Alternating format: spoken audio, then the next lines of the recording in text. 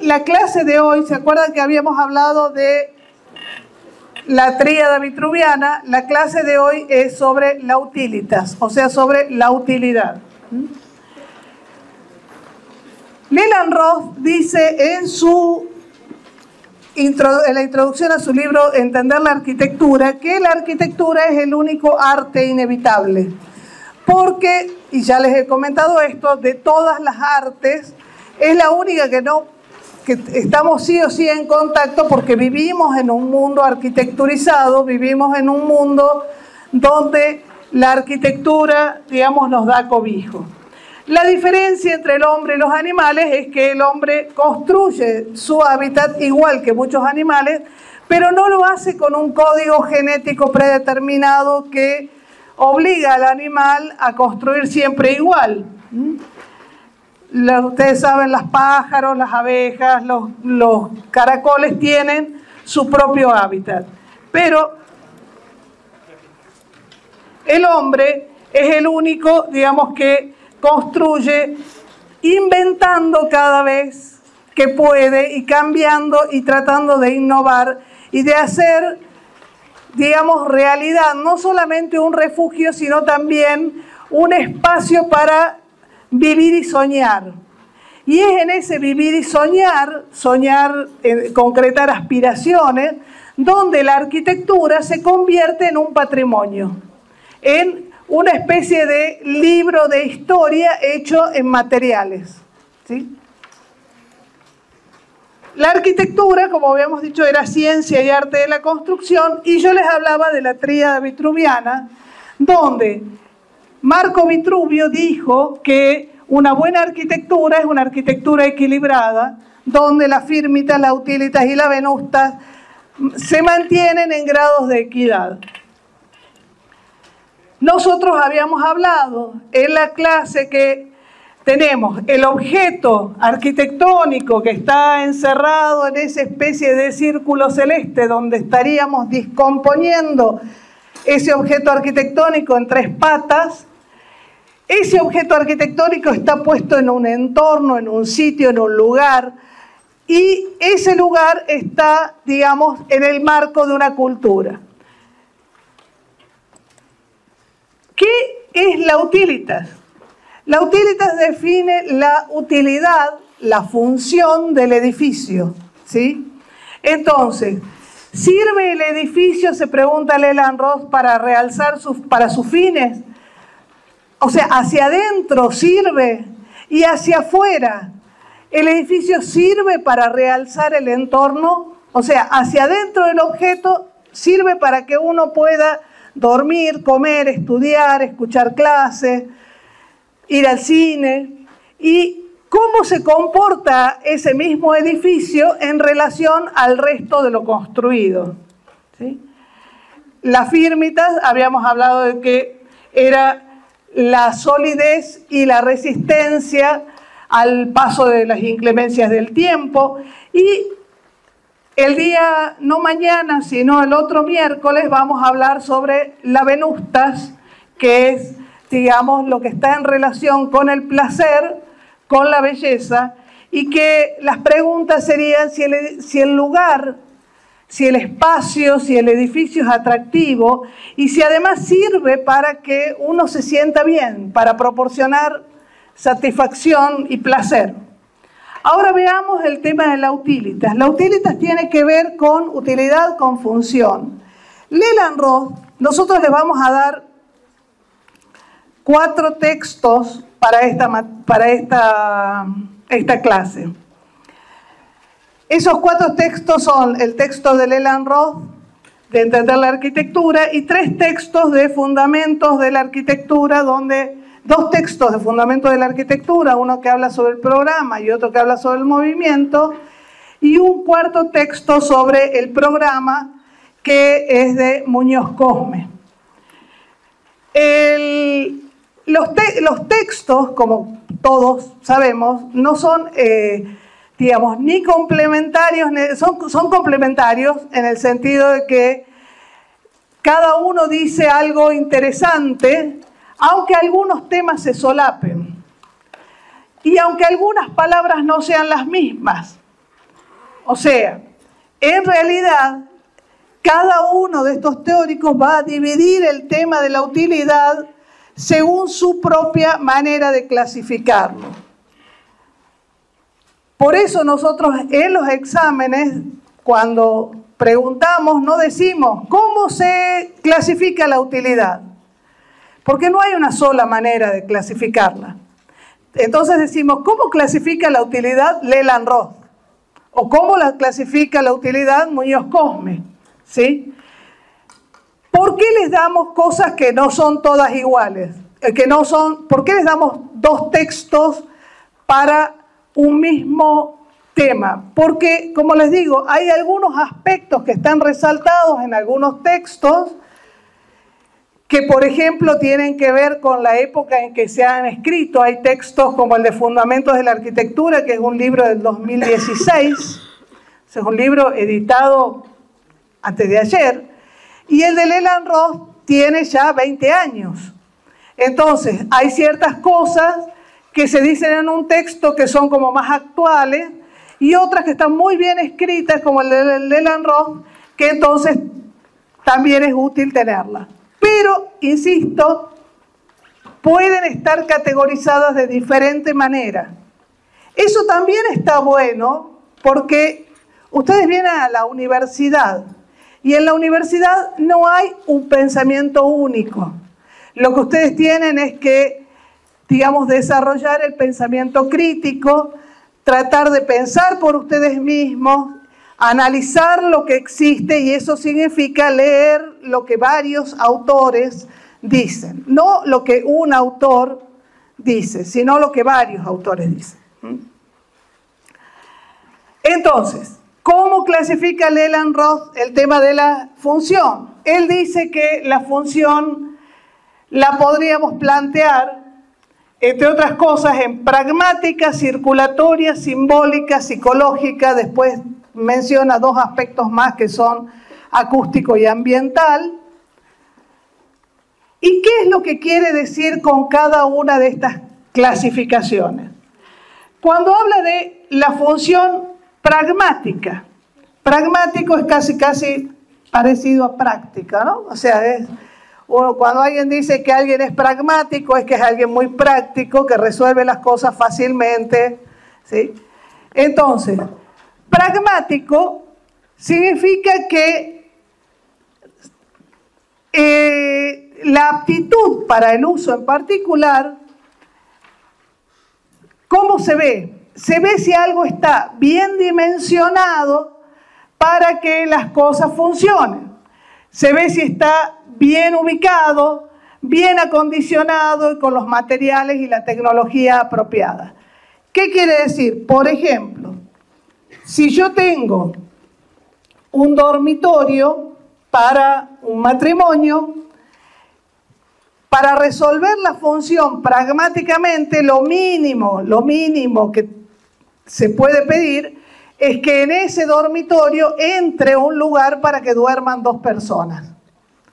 Ahora, si nos podemos mover en un amplio rango de tipos de dormitorios. Ustedes vieron que yo les mostré una casa, la casa en el huerto de Ciruelos, donde el dormitorio, lo único que entraba en el dormitorio literalmente era el colchón, porque era el tamaño básicamente del colchón y un pedacito en los pies para poder entrar y salir. Esa sería la función, o sea, en ese caso, la función pragmática está llevada al límite, ¿sí? Al límite. Menos que eso ya no puede ser, porque ya no pueden dormir 2 personas, ¿sí? Menos que eso, ese sería el límite mínimo. Ahora, el límite máximo de lo pragmático está dado por cosas así bastante extrañas, qué sé yo, en un dormitorio, además de una cama para 2 personas y eventualmente 2 mesitas de luz, ¿qué más tiene que entrar en un dormitorio? ¿Qué? El placar. ¿Y qué más? ¿Un espejo? ¿Qué más? ¿Qué? Un mueblecito, otro armario, un televisor. Pero ¿y si le pongo un par de sillones y una mesita, estaría bien? Sí. Estaría bueno. Y si le pongo una heladera, también estaría bueno. Y si le pongo una chimenea, también estaría bueno, ¿no es cierto? ¿Sí? O sea, en definitiva, lo máximo que puede... Y también si le pongo un escritorio con la computadora y todo eso, bueno, cada vez se va haciendo más grande. Pero que todo eso entre, estaría hablando de la función para el uso particular, la función pragmática, que todo entre, ¿sí? Ahora, ¿qué es lo que tiene que entrar? Va a depender directamente del usuario al que nos estemos refiriendo. Si es la señora de la casa del huerto de ciruelos, entra el colchón, las sábanas apenas y probablemente el acolchado así medio ajustado. Pero si le hacemos el dormitorio para la reina Isabel de Inglaterra, y bueno, probablemente tenga muchas más cosas que eso. Entonces, la función pragmática tiene que ver con que se pueda, que esté bien ubicado con relación al resto de los espacios, que esté bien dimensionado, ¿sí? Y que tenga los materiales apropiados. Ese es un tipo de función. La otra función es la función circulatoria. O sea, que yo pueda, además de tener la cama, la mesa de luz, el televisor y otras cosas, pasar de un lado al otro de la cama, ¿sí? Pueda caminar sin golpearme con todos los muebles que están amontonados en la pieza. O sea, por un lado, cómo se circula dentro del espacio y por otro lado, cómo se circula entre espacios. Ustedes acá en la quinta tienen un ejemplo muy concreto. Acá las circulaciones, lo que conecta un edificio con otro, están muy marcadas y son muy importantes en la concepción de este edificio. Todo lo que nosotros le llamamos las galerías, ¿sí? El espacio para circular es muy, muy importante. Bueno, la función circulatoria tiene como objetivo establecer las circulaciones dentro de los espacios y conectar diferentes espacios. Quizás a ustedes les llame la atención, pero por ejemplo el pasillo, que es una cosa que todos nosotros conocemos, es un invento del siglo XVIII. Antes, en general, no había pasillos en las casas y no había pasillos en casi ningún edificio. O sea, se conectaba una habitación con otra. Ustedes conocen las casas chorizo, ¿sí? Las casas chorizo no tienen pasillo. Tienen puertas que conectan, en general, una habitación con otra, ¿sí? Son maneras de pensar la función circulatoria. El pasillo nace como espacio particular para permitir que se pueda circular sin afectar otras funciones. O sea, que yo pueda caminar por el pasillo sin entrar al dormitorio, sin entrar al comedor, ¿tá? Entonces ahí está pensado desde la función circulatoria. Esa función circulatoria a veces tiene otras connotaciones. Por ejemplo, cuando ustedes van a un espacio como podría ser un gran teatro, la función circulatoria no solamente está pensada para que la gente llegue al teatro, entre a la sala, escuche o vea la obra o escuche el concierto, sino también para que la gente se encuentre y charle, ¿sí? O sea, tienen varios, digamos, requisitos a la vez.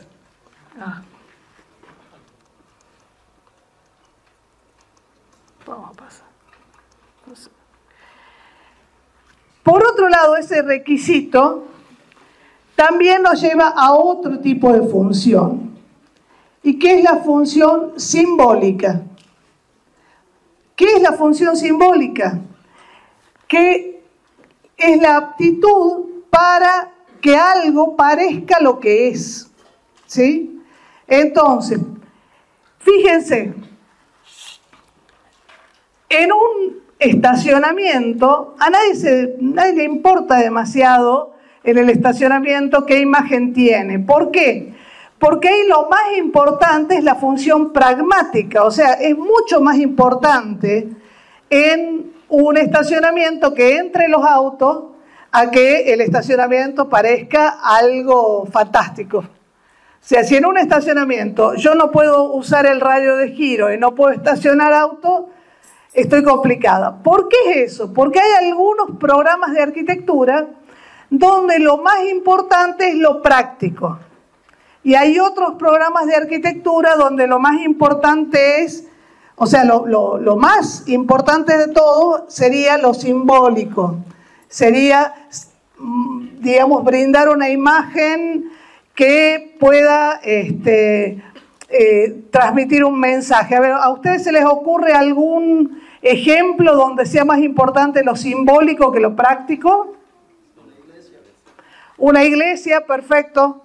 Una iglesia en realidad también tiene una cosa práctica, también hay que ir, digamos, y poder participar del rito y tener, digamos, poder hacer el rito, pero hay seguramente muchos más recursos puestos en que esa iglesia tenga una determinada imagen, ¿sí? En muchos casos.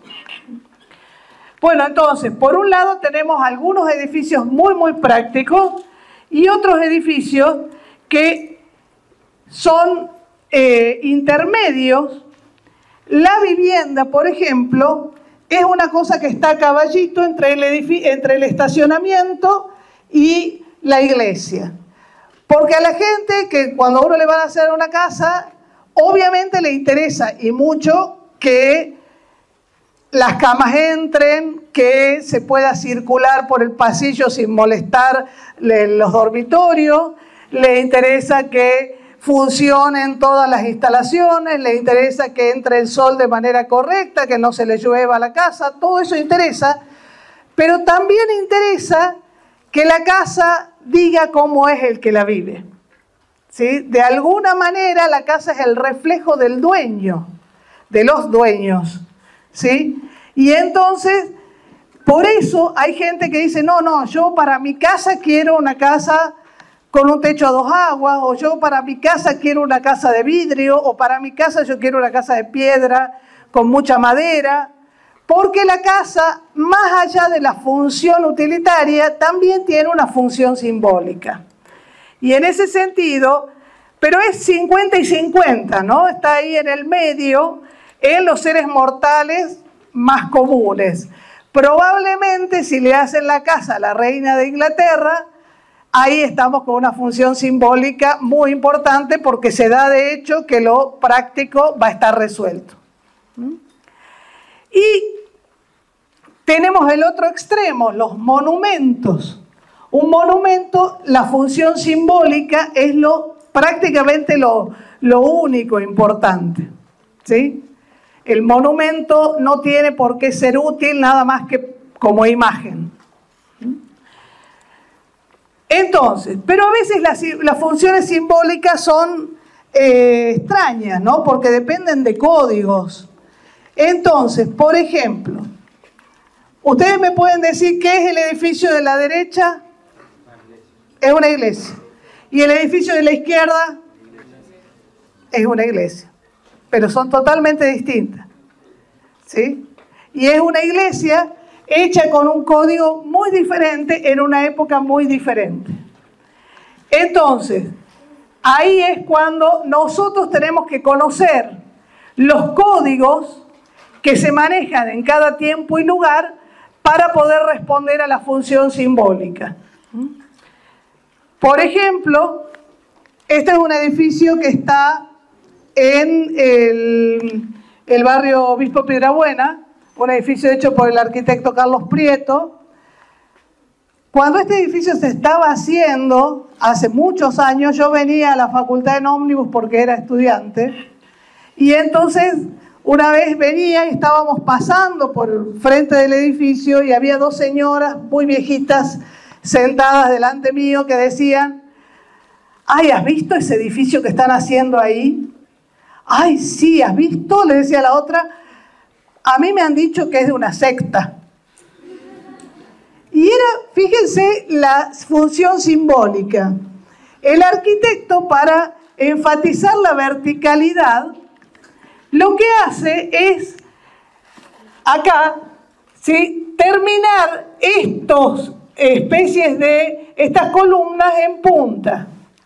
Repite el gesto acá, lo repite aquí, ¿sí? Y lo que tiene, que acá no se ve en la foto, es que este arquitecto es muy, le encanta Gaudí, Antoni Gaudí, un arquitecto catalán, y entonces había tomado unas ideas de Gaudí de hacer una puerta que tuviera como una especie de enredadera metálica, una especie de parra, y entonces tenía eso y había conseguido monedas viejas y las monedas las había estampado para que parezcan las uvas, y la idea de él era que eso fuese así una cosa enorme. Al final el presupuesto le alcanzó para hacer algo más chiquitito, pero claro, todo eso le daba un aire de misterio al edificio, era raro.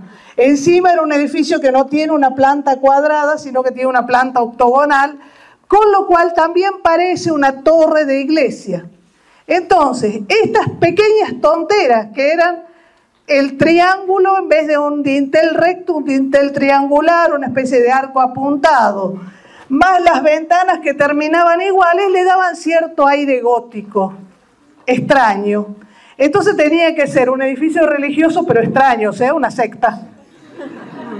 Fantástica la lectura simbólica de estas dos viejitas que estaban preocupadas porque era un edificio de una secta, ¿sí? Pero explica perfectamente por qué es la función simbólica. O sea, la función simbólica es que lo que yo voy a construir signifique para el otro una determinada cosa. Entonces yo tengo que saber con qué símbolos trabajo para poder, digamos, lograr lo que quiero lograr. Otra de las funciones es la función acústica, o sea que se pueda escuchar bien. Y otra de las funciones es la función de acondicionamiento.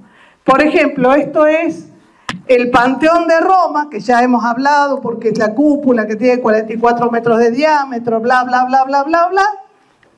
Esa cúpula de 44 metros de diámetro tiene arriba un agujero de 7 metros de diámetro. Abierto, totalmente abierto. ¿Para qué? Porque Roma es muy caliente, hace mucho calor. Entonces, si yo abro la puerta, las grandes puertas que hay, es todo cerrado. Si lo hago todo cerrado y dejo eso cerrado arriba, iba a haber un tufo espantoso a los 3 días. Entonces, se deja abierto. ¿Para qué? Para que abriendo las puertas corra el aire. Como el aire caliente se levanta, si yo tengo la parte más alta de todo un agujero, va a ser un efecto chimenea y se va a ir el aire caliente y va a entrar aire fresco y entonces no voy a tener el tufo. Pero por otro lado, en Roma llueve. ¿Y qué han hecho en Roma para que... ¿Qué es lo que pasa con el agua que entra? Para que no tengamos una pileta de natación redonda. En el piso hay unos pequeños agujeritos a canales que llevan el agua afuera. Y hay un pequeño declive. Entonces, eso permite, digamos, que funcione muy bien con el viento y muy bien con el agua. Y eso es pensar la función de acondicionamiento. Lo mismo pasaba con, siguiendo con Roma y con el Imperio Romano, con el Coliseo. El Coliseo, como hace mucho calor, el Coliseo tenía todo un techo corredizo de toldos, ¿sí?, que permitían que hubiera sombra en los juegos, para poder estar más o menos acondicionado. Por otro lado está la función psicológica, que no es lo mismo que la simbólica. La función psicológica es crear la sensación de bienestar o crear alguna otra sensación, puede no ser de bienestar. O sea, algunos edificios de constructivistas, así todos muy agudos y muy extraños, no crean la sensación de bienestar. Hay un edificio en Berlín, que es el Museo Judío, que es realmente impactante. ese edificio es muy impactante, porque, por ejemplo, tiene una zona que es el Jardín del Exilio, que es un espacio donde hay una serie, hay 49 columnas, 7 por 7 pilares, que están puestos, pero no están verticales, sino que están torcidos respecto de la verticalidad, y el piso también está torcido. O sea, el piso tampoco es horizontal, sino que se levanta hacia una punta. Es un espacio cuadrado, y entonces uno cuando va y quiere recorrerlo es todo un esfuerzo, ¿no? Es un esfuerzo porque uno siempre siente que se cae y que tira para atrás. Y el arquitecto explicaba que eso está pensado así porque todos aquellos que han tenido que exiliarse nunca están cómodos del todo, nunca están en un espacio plano, nunca están totalmente relajados porque siempre sienten eso que los tira para atrás y que los desestabiliza. ¿Y por qué 47 columnas? Porque no hay un lugar que sea el de uno, es como que hay que seguir recorriendo el camino porque el desarraigo es tan grande que es difícil crearse un propio lugar.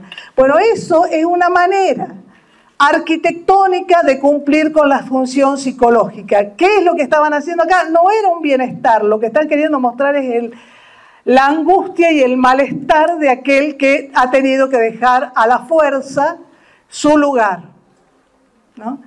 Esa es la función psicológica. Todas las funciones se traducen en un programa. Y eso lo vamos a ver en los otros dos textos. Así que no voy a abundar mucho acá, pero sí le quiero comentar algo. Los programas cambian con las tecnologías. Yo ya les he contado varias veces, y se van a cansar, pero es la Casa Chorizo, donde si la Casa Chorizo... Uy, disculpen. Vamos a pasar esto. Bueno, no, esto. Si en la Casa Chorizo tenemos el baño en el fondo, es porque la tecnología no nos permite tener el baño adentro. Cuando tenemos la tecnología para tener el baño adentro, podemos cambiar el programa.